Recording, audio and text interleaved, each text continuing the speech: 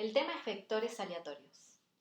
La definición dice así: sea omega AP un espacio de probabilidad, se dice que x gordita, que es el vector compuesto por x1, x2 hasta xn, es un vector aleatorio de dimensión n si para cada j desde 1 hasta n, xj, que es una función que va de omega a r, es una variable aleatoria. Y el mismo teorema que teníamos para variables aleatorias en este caso dice que para todo x chiquito, vector de x1, xn perteneciente a Rn, se tendrá que x a la menos 1 de todo este conjunto pertenece al álgebra. Entonces teníamos una variable aleatoria que podía ser discreta, continua o mixta, eso es lo que habíamos visto. Ahora, un vector aleatorio va a ser simplemente un vector formado por variables aleatorias. Así que imagínate ahora la cantidad de opciones de vectores que podemos tener. Para quedarnos más tranquilos, vamos a trabajar con vectores puramente continuos o puramente discretos. Y después, más adelante, veremos otras combinaciones. De todas formas, te voy a dar la definición de función de distribución porque es importante tenerla. La función de distribución de un vector aleatorio se define así.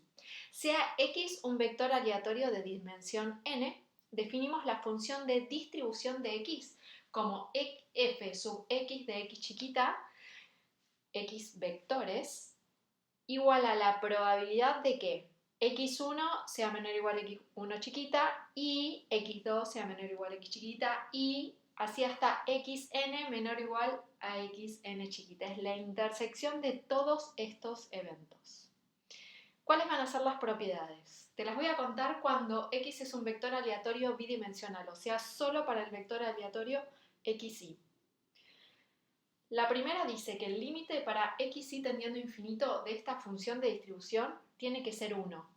Y por separado, el límite para x tendiendo a menos infinito tiene que ser 0 y el límite para y tendiendo a menos infinito también tiene que ser 0. La propiedad 2 dice que esta función es monótona no decreciente en cada variable. Fíjate que la idea es la misma que la que habíamos visto, agregamos un poquito más de restricciones. La 3 dice que es continua a derecha en cada variable. Y acá se nos agrega una propiedad 4. Para cuando tengo bidimensional lo podemos entender. Dice que la probabilidad de que xy pertenezca al cuadrado a1b1 a 2b2 se calcula como la función de distribución en b1 b2 menos la función de distribución en b1 a2 menos la función de distribución en a1 b2 más la función de distribución en a1 a2. Si quieres entender esta idea, te invito a que grafiques el soporte de la función de distribución y trates de ver, pintando cada una de estas probabilidades, a ver si entendés qué significa. Es bastante más difícil de entender ahora, así que vamos a trabajar, como te dije antes, solo con dos casos para poder entenderlo mejor. Veamos el primero. Vamos a definir la función de probabilidad de un vector aleatorio discreto. Sean x e y dos variables aleatorias discretas definidas en el espacio muestral omega de un experimento aleatorio, la función de probabilidad conjunta se define para cada par de números x chiquito y chiquito como p sub xy, evaluada en x chiquito y chiquito, que ¿quién va a ser? Bueno, va a ser simplemente la probabilidad de que x grande sea igual a x chiquito y que y grande sea igual a y chiquito, la intersección de estos dos eventos. ¿Qué se debe cumplir? Y bueno, la misma idea que habíamos visto para variables aleatorias. Esta función tiene que ser siempre mayor o igual a 0. Y ahora, ¿quién va a ser 1? Va a ser 1 la sumatoria doble para todo x y para todo y de esta función de probabilidad. Vamos ya mismo a ver un ejemplo para que veas que la idea va a ser la misma que la que venís usando para trabajar con variables aleatorias. El ejemplo lo vamos a ir haciendo de a poquito y voy a ir intercalando con más definiciones. Así las vamos entendiendo un poquito mejor. El ejemplo dice así: de una urna que contiene 3 bolillas numeradas 1, 2 y 3, se extraen sin reposición y sucesivamente 2 bolillas. Sea x el número de la primera bolilla e y el número de la segunda. Entonces, como primer ítem vamos a hallar la función de probabilidad conjunta de X e Y. Entonces, ¿qué hacemos? Como siempre, vamos a graficar un dibujito que nos dé idea del experimento. ¿Cuál es el experimento? Tengo una urna con 3 bolitas, una tiene el número 1, otra el número 2 y otra el número 3. Voy a sacar 2, una por una, así como me lo dice el enunciado. Primero la primera, segunda la segunda. X, ¿quién va a ser? X va a ser el número que observo en la primera bolita extraída. Y va a ser el número que observo en la segunda bolita extraída. Ya tenemos el primer paso, ¿no? Siempre el primer paso era definir la variable aleatoria. Ahora tengo 2 variables aleatorias. ¿Cuál era el segundo paso? El segundo paso siempre era ver qué valores puede tomar la variable aleatoria. ¿Y ahora qué tenemos? Ahora tenemos 2 variables aleatorias. Entonces, cuando tengas variables discretas, ¿te acordás que para una variable la función de probabilidad era una tablita? Bueno, acá también va a ser una tablita, pero va a ser una tabla de doble entrada. Entonces vamos a graficar la tabla de doble entrada, ¿para qué? Para poder observar todos los valores que puede tomar X, todos los valores que puede tomar Y y todas las probabilidades que podemos calcular. Entonces, pensemos primero por separado. ¿Qué valores puede tomar X? El valor de la primera bolita, ¿qué puede ser? Puede ser 1, 2 o 3. ¿Y el valor de la segunda? ¿Quién puede ser? Puede ser 1, 2 o 3. Cuando pensás en los valores posibles, los pensás por separado, para no olvidarte de nadie. Ahora vamos a ver cómo trabajan estas 2 variables en conjunto. ¿Por qué? Porque lo que me pide el ejercicio es hallar la función de probabilidad conjunta. ¿Y quién era por definición? Bueno, era la probabilidad de que X grande sea igual a Y chiquito y que Y grande sea igual a Y chiquito. ¿Para quién? Para todos los posibles vectores X y chiquito que puedas elegir. Entonces miremos la tabla. Cuando miro la tabla veo todas las combinaciones posibles. Vamos por el primero. El primer elemento que veo en la tabla, ¿quién es? El elemento en el que X vale 1 e Y vale 1. Vamos a escribir todo, aunque te parezca que no tiene mucho sentido. ¿Quién sería? P sub XY en el 1, 1 sería la probabilidad de que X sea 1 y que Y sea 1. ¿Puede ocurrir esto? ¿Pueden las dos ser 1? No, porque yo saqué bolitas sin reposición. Entonces esta probabilidad vale 0. ¿Qué voy a hacer? En mi tabla de probabilidades voy a completar con los valores de las probabilidades para cada par de valores. ¿Seguimos? A ver, calculemos otro. Un poquito, bueno, más difícil no, que calculemos algo básicamente. Calculemos la función de probabilidad de XY en el 2, 1. ¿Quién sería? Sería la probabilidad de que X sea igual a 2 y que Y sea igual a 1. Entonces, ¿cuál es el experimento? El experimento consiste en extraer bolitas al azar. Eso suena a que voy a usar Laplace para calcular probabilidades. ¿Cómo cuento la cantidad de casos posibles de mi experimento? Y bueno, saco 2 bolitas, tengo la primera y la segunda. ¿De cuántas formas puedo sacar la primera bolita? 3. Y la segunda, 2. Por la regla del producto tengo que hay 6 casos posibles. ¿Y los casos favorables cómo los cuento? Y bueno, los cuento de la misma forma. Para la primera bolita, ¿cuántas formas de sacar el 2 tengo? Y tengo una sola forma porque hay una sola bolita que tiene el número 2. ¿Y de cuántas formas puedo sacar en la segunda extracción el número 1? Y también una sola forma. Por lo tanto, hay una sola forma posible de sacar primero la bolita 2 y segundo la bolita 1. Entonces colocamos en la tabla el valor 1/6 de probabilidad del vectorcito 2, 1. Fíjate qué va a pasar. Y bueno, la probabilidad cuando quieras calcular para el 3, 1, para el 2, para el 1, 2, etcétera, para todos, y va a valer lo mismo, ¿no? La probabilidad para todos estos eventos vale exactamente 1/6. Y de esta forma me queda bien definida toda la función de probabilidad. ¿Estamos seguros ya que es una función de probabilidad? Bueno, lo primero que tengo que hacer es sumar todos los valores y darme cuenta que da 1. La respuesta al ítem 1, que era hallar la función de probabilidad, es exactamente la tabla que acabamos de graficar. Vamos a seguir pensando un poquito. A ver, ¿qué pasa si, por ejemplo, a mí lo único que me interesaba era conocer la función de probabilidad de X. O sea, solo me interesa saber qué pasa con la primera bolita, la segunda no me interesa para nada. ¿Podría calcular la función de probabilidad de X si ya tengo calculada toda la función de probabilidad conjunta? Pensemos un poquito. ¿X qué valores puede tomar? 1, 2 y 3. Ese sería el rango de mi variable aleatoria X. Entonces, si pienso en la función de probabilidad, tendría que calcular la probabilidad de que X tome cada uno de esos valores. ¿Cómo sería la función de probabilidad de X en 1? Esto es la probabilidad de que X sea exactamente 1. Ahora, ¿qué es lo que vamos a usar? Y mirando la tabla yo veo que de muchas formas X puede ser 1. Por lo tanto voy a usar la idea de probabilidad total. Miremos la tablita. X puede ser 1 cuando Y es 1, puede ser 1 cuando Y es 2, puede ser 1 cuando Y es 3. Por lo tanto, la probabilidad de que X sea 1 va a ser una suma de probabilidades. ¿Pero de qué probabilidades? De la probabilidad de que X sea 1 y que Y sea 1, más la probabilidad de que X sea 1 e Y sea 2, más la probabilidad de que X sea 1 e Y sea 3. Estamos usando exactamente la fórmula de probabilidad total para calcular la probabilidad de que X sea 1. Tenemos todos estos datos, ¿no? Porque cuando tenemos la conjunta tenemos información suficiente para calcular cualquier cosa que nos pidan. Esta probabilidad va a ser 0 más un sexto más un sexto y esto es 2 sextos. ¿Cómo calcularíamos la función de probabilidad de X en 2? Bueno, cada vez lo vamos a pensar de una forma un poco más simple. ¿Quién sería la función de probabilidad en 2? Es la probabilidad de que X sea 2. Bueno, ya entendí más o menos la idea, ¿no? ¿Qué es lo que voy a hacer?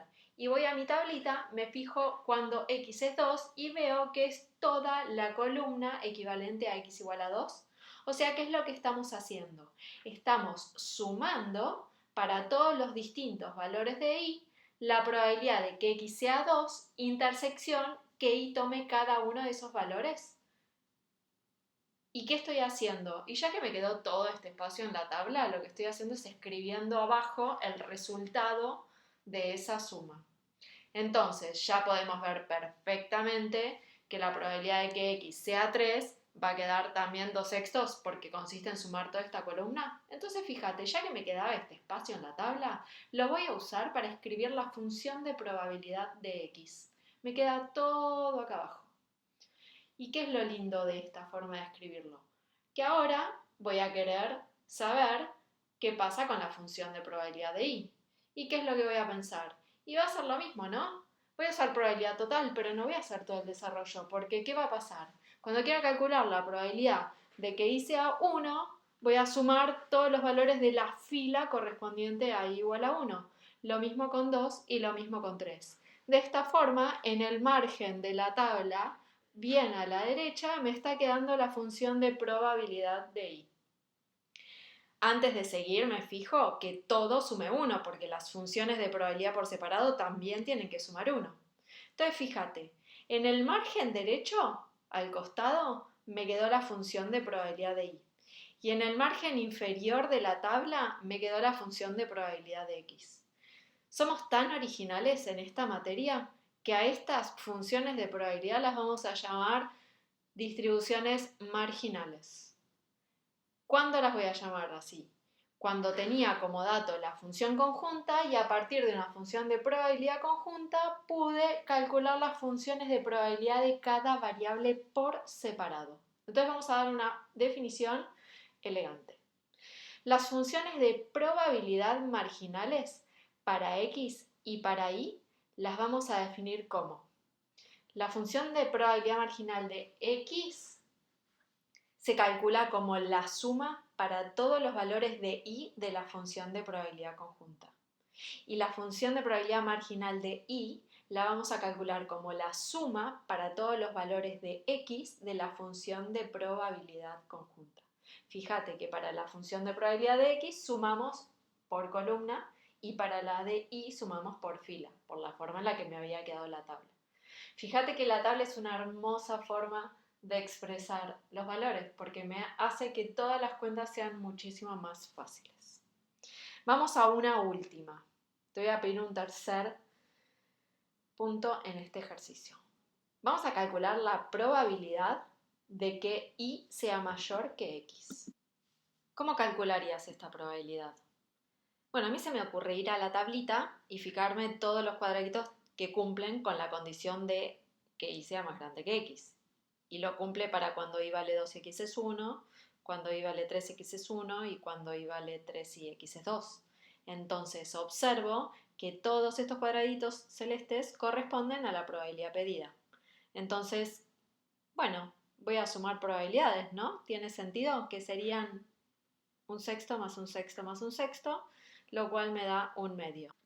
Entonces, en general, podemos decir que si tenemos A cualquier conjunto compuesto de pares de valores x, y, entonces la probabilidad de que mi vector aleatorio x, y pertenezcan a este conjunto A la voy a calcular como la sumatoria doble para todos los x, y chiquitos que estén en A de la función de probabilidad conjunta de x, y. Exactamente lo que se te ocurre hacer cuando te piden la probabilidad. Bueno, ahora para variables continuas vamos a hacer así. Vamos a ver primero todas las definiciones y después vamos a ver el ejemplo, porque pasar de lo que ya vimos a continuas va a ser mucho más fácil. La función de densidad de un vector aleatorio continuo se define de esta manera. Sean x e y variables aleatorias continuas, una función de densidad de probabilidad conjunta f sub xy de x y chiquita de estas dos variables es una función que satisface 1. Esta función tiene que ser mayor o igual que 0. Y 2. ¿Qué va a ocurrir ahora? Y ahora la integral doble de menos infinito hasta infinito de la densidad de x, y tiene que ser 1. Bueno, la idea es básicamente similar a la que habíamos pensado para variables aleatorias. Entonces, para cualquier conjunto A, ¿cómo vamos a calcular la probabilidad de que el vector aleatorio pertenezca a A? Lo vamos a calcular como la integral doble sobre A de la función de densidad conjunta. Recordemos que cuando teníamos una variable aleatoria continua definida con su función de densidad, la probabilidad la medíamos como área debajo de la función de densidad. ¿Qué te parece que va a pasar ahora que apareció una integral doble? Bueno, ahora la probabilidad la vamos a medir como un volumen debajo de una superficie. No nos asustemos, ya vamos a ver que esto es bastante fácil. ¿Cómo vamos a calcular las funciones de densidad de probabilidad marginales para x y para y? Y fíjate, va a ser la misma idea. Para encontrar la función de densidad marginal de x, vamos a tener que hacer la integral de menos infinito a infinito de la función conjunta diferencial y. Es equivalente a sumar en todos los valores de y a la densidad conjunta. ¿Y quién va a ser la densidad de y? Bueno, voy a calcular la integral de la función de densidad conjunta, pero en este caso con el diferencial de x. Ya mismo vamos a un ejemplo para entender estas definiciones. El ejemplo dice así. Se elige al azar un punto xy en el círculo de centro 0, 0 y radio 1. Primero, hallar la densidad conjunta del vector aleatorio xy. 2. Hallar la probabilidad de que la distancia del punto al centro del círculo sea menor que 0,5. Y 3. Hallar las funciones de densidad marginales de x e y. Bien, comencemos. A ver si podemos interpretar correctamente el enunciado. Lo que dice es que xy va a ser un punto seleccionado al azar en una región circular que la voy a llamar R. ¿Qué significa eso? Bueno, pensemos en el círculo. Tengo un círculo centrado en el 0, 0 y de radio 1 y dice el ejercicio que xy es un punto seleccionado al azar en toda esta superficie. ¿Te suena algo similar? ¿Te acordás cuando elegíamos un número al azar en un intervalo continuo? ¿Qué ocurría con esa variable aleatoria? Esa variable aleatoria que habíamos definido era una variable aleatoria con distribución uniforme sobre el intervalo.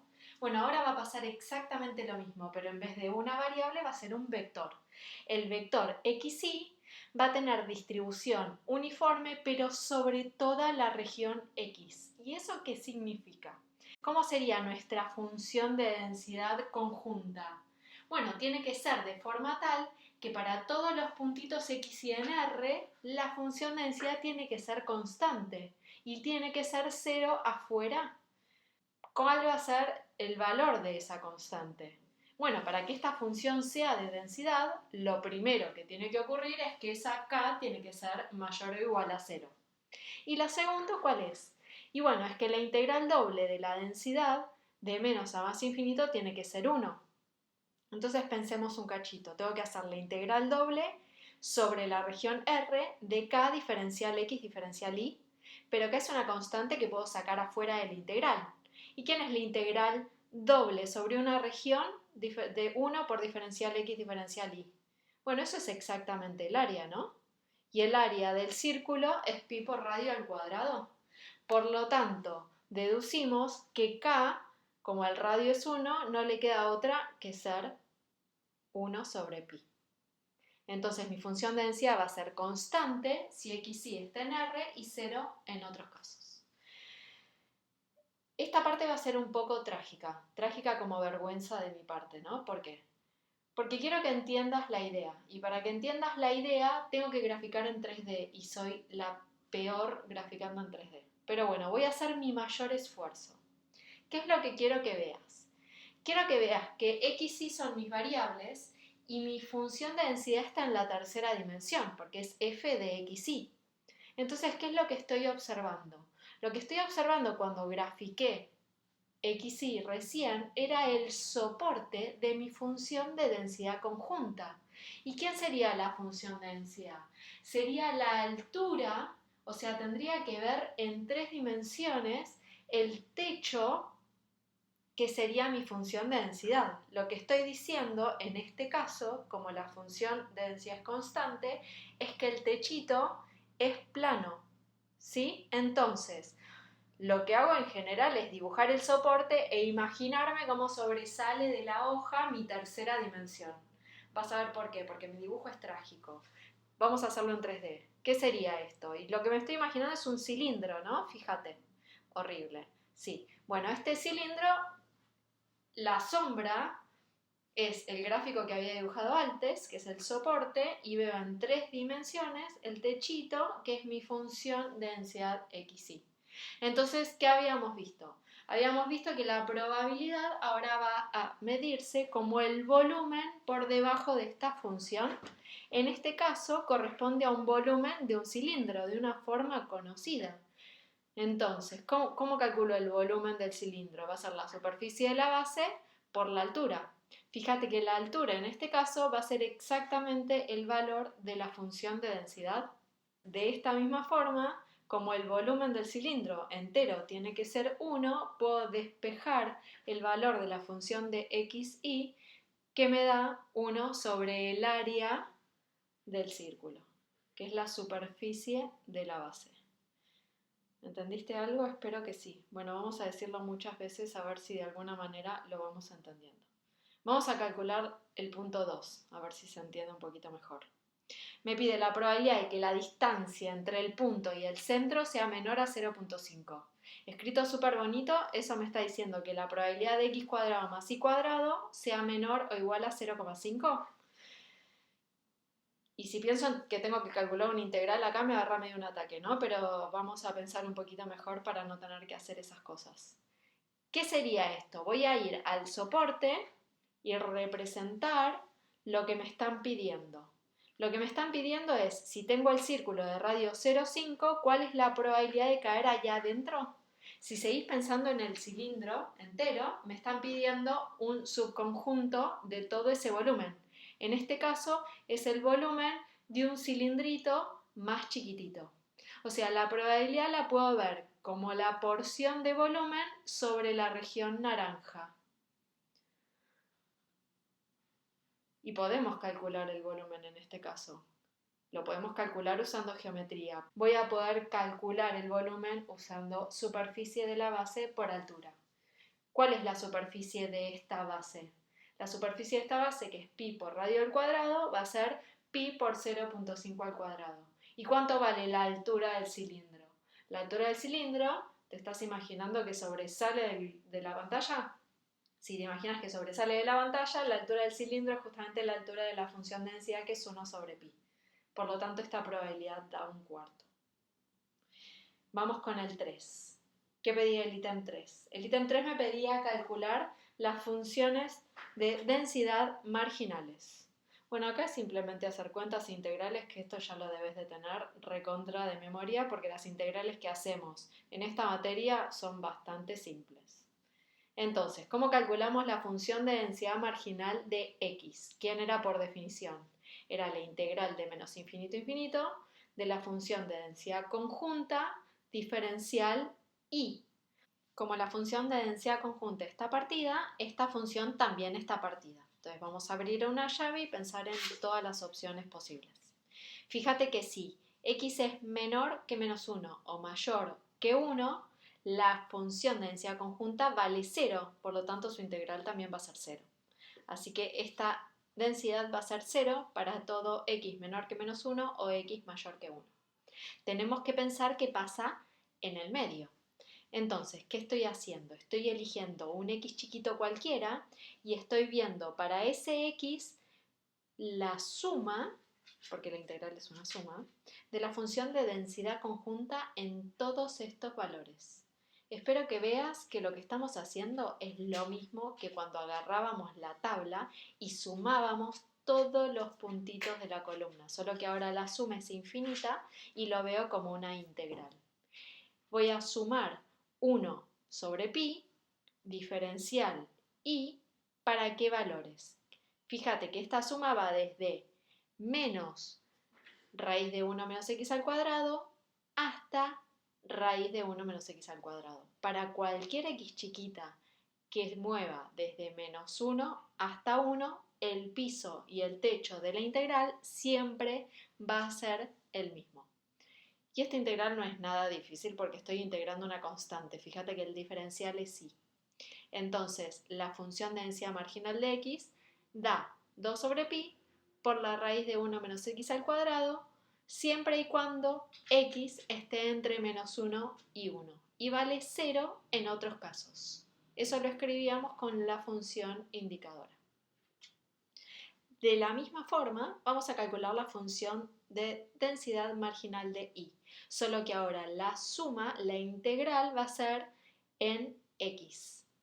¿Te acordás qué pasaba en la tabla? En la tabla, para cada valor de y, sumábamos todos los valores de x, o sea, sumábamos todas las filas. Y fíjate que acá está quedando exactamente lo mismo. De vuelta tenemos una función partida. Para todo y menor que menos 1 o mayor que 1, la densidad conjunta vale 0. Por lo tanto, también lo va a ser la función de densidad marginal de y. ¿Qué pasa si se mueve entre menos 1 y 1? Bueno, la integral, fíjate que te va a quedar exactamente igual que antes. En este caso, los números son muy bonitos. Bueno, lo elegí como primer ejemplo para que sea simple. La función de densidad marginal de y va a resultar exactamente igual que la función de densidad marginal de x.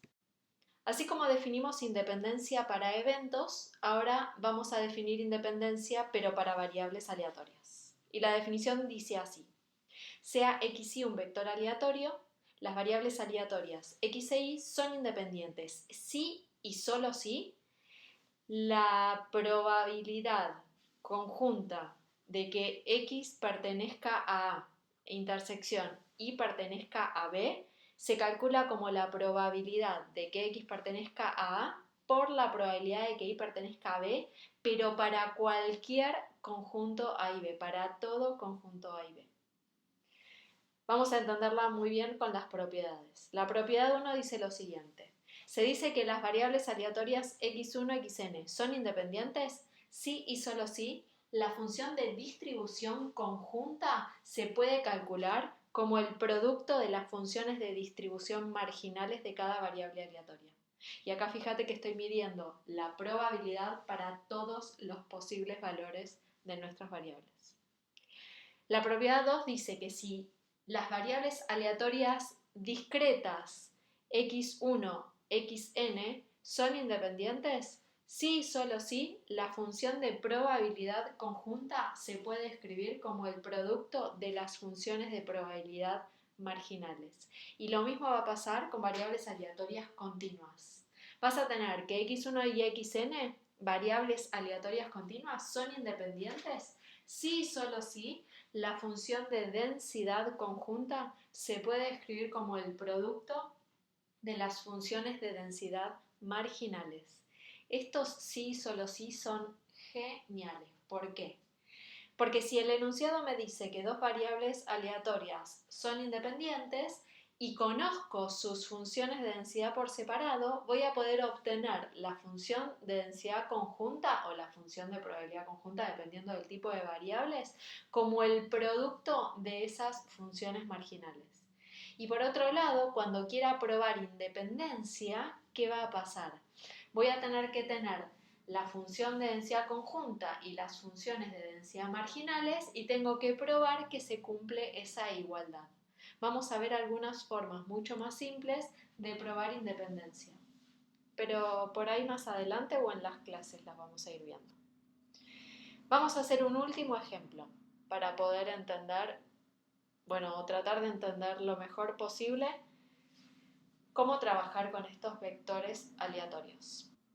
El ejemplo dice así: para ir todos los días al trabajo, Dana se dirige en auto hasta la estación de tren y luego sigue su camino en tren. Dana sale de su casa en un intervalo distribuido uniformemente entre las 7:30 y las 7:50. El tiempo de viaje hasta la estación es también uniforme, entre 20 y 40 minutos, e independiente de la hora de que sale de su casa. Hay un tren que sale a las 8:12 y otro que sale a las 8:26.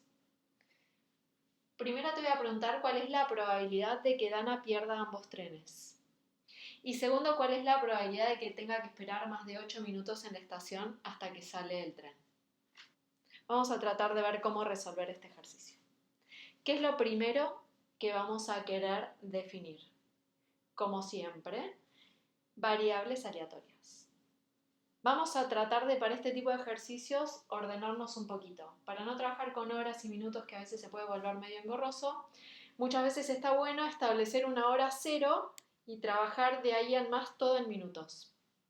Entonces, para este ejercicio lo que yo voy a hacer es decir que mi hora cero son las 7:30 de la mañana y de ahí trabajar en minutos. ¿Qué es lo que tenemos acá? Lo que tenemos acá es dos datos de cosas distribuidas uniformemente. Ahí me suena a que tengo que definir dos variables aleatorias. ¿Y quiénes van a hacer eso? Una primer variable aleatoria es el momento en el que Dana sale de su casa. Yo voy a definir la variable S como los minutos después de las 7:30 en los que Dana sale de su casa. Y voy a definir mi variable B como el tiempo de viaje hacia la estación. Entonces, con los datos que tiene el enunciado, puedo decir dos cosas. La primera es que S y B son independientes, porque el enunciado dice que el tiempo de viaje es independiente de la hora de salida. Y por otro lado, me dice que estas dos variables están distribuidas uniformemente. Tengo que ver entre qué valores. Entonces, S va a tener distribución uniforme entre quién. Y bueno, entre 0 y 20, porque puse la hora 0 a las 7:30. Y B también va a tener una distribución uniforme. Y esta distribución uniforme va a ser entre 20 y 40, ¿no? Porque es el tiempo en el que tarda para ir desde la casa hasta la estación. Vamos a también establecer los horarios de los trenes en base a este nuevo origen de coordenadas en mi ejercicio. Entonces, si mi hora cero son las 7:30, el primer tren sale en el minuto 42. Y el segundo tren va a salir en el minuto 56. De esta manera trabajo siempre en minutos. Y fíjate que T1 y T2 son constantes, son números fijos. Perfecto. ¿Qué me ayuda el hecho de saber que S y B son uniformes y son independientes? Bueno, esto me ayuda para poder conseguir la función de densidad conjunta. ¿Por qué ya digo densidad? Porque si son uniformes, estas variables son continuas. Entonces lo que voy a tener es un vector aleatorio continuo SB con función de densidad conjunta que se puede calcular como el producto de las funciones de densidad marginales. Reemplacemos entonces en la fórmula para obtener la función de densidad conjunta de S y B, que resulta 1 sobre 20 para todos los S entre 0 y 20 por 1 sobre 20 para todos los B entre 20 y 40. Y va a ser 0 en otros casos. ¿Qué es lo que vamos a hacer ahora? Lo que hacemos siempre una vez que tenemos la densidad conjunta es graficar el soporte y nos vamos a imaginar la tercera dimensión. El horror que hicimos con el cilindro no lo vamos a volver a repetir. Entonces graficamos el soporte, que es un cuadrado, y vamos a imaginar la altura de nuestro cuerpo, que es constante. Entonces de vuelta tengo un techito plano como que sobresale de la pantalla. Pero ahora es un techito bien chiquitito, porque vale 1 sobre 400. Fíjate que la densidad es constante, 1 sobre 400 sobre toda esta región cuadrada y 0 en otros casos. Ahora, ¿qué vamos a calcular? Me dice calcular la probabilidad de que Dana pierda ambos trenes. ¿Cuándo va a perder ambos trenes? Cuando tarde en llegar a la estación mucho más que lo que tarda en llegar el segundo tren. Entonces, ¿cuánto tarda en llegar a la estación? Y tarda el tiempo que tarda en salir más el tiempo que tarda en viajar. Por lo tanto, lo que me están pidiendo es calcular la probabilidad de que S más B sea mayor que 56. Lo reescribo para que no sea más fácil graficarlo. Entonces, esto es igual a la probabilidad de que B sea mayor que 56 menos S. Tenemos que observar de todo mi volumen original qué porción estamos queriendo calcular para poder responder a esta probabilidad. Fíjate que si grafico la recta B igual a 56 menos S, me queda una recta con pendiente negativa a 45 grados y lo que me están pidiendo es que B sea mayor, por lo tanto me están pidiendo de la recta para arriba, todo lo que estoy pintando de naranja. Por definición, esta probabilidad se calcula como la integral doble sobre la región pintada por el triangulito naranja de la función de densidad conjunta. Pero, como la densidad conjunta es uniforme, puedo calcular el volumen por geometría y es mucho más fácil. ¿Por qué? Porque el volumen de este cuerpo es la superficie de la base, que es el área de un triángulo, por la altura, que es la función de densidad conjunta. Entonces esto resulta en ¿quién? Fíjate que este triangulito tiene base y altura iguales de 4, entonces me queda 4 al cuadrado sobre 2, el área del triangulito, por la altura, que es 1 sobre 20 al cuadrado. Eso resulta en 1,50. Fíjate que como la densidad es uniforme, otra forma equivalente de verlo es que estás calculando el área naranja dividido el área entera de todos los casos del soporte. Resulta la misma idea que cuando habíamos calculado probabilidades cuando tirábamos dos dados. ¿Cuál es la siguiente probabilidad que me piden? Me piden la probabilidad de que Dana tenga que esperar más de 8 minutos al tren. Ahora tengo que pensar detalladamente cuáles son las opciones. Puede esperar más de 8 minutos al primer tren o puede perderse el primer tren y tener que esperar más de 8 minutos al segundo. ¿Cómo escribimos eso en términos de nuestras variables aleatorias? Esto se escribe como la probabilidad de que S más B sea menor que 34, en este caso va a esperar más de 8 minutos al primer tren, o se pierde el primer tren, o sea, S más B tiene que ser mayor que 42, pero espera más de 8 minutos al segundo. Entonces tiene que ser menor que 48. Si entendimos la idea de cómo calcular probabilidades y más o menos nos las arreglamos con la geometría, que acá cuando hablo de geometría es calcular áreas de triangulitos, simplemente tengo que graficar, pintar y calcular. Entonces, ¿cuál es el área correspondiente?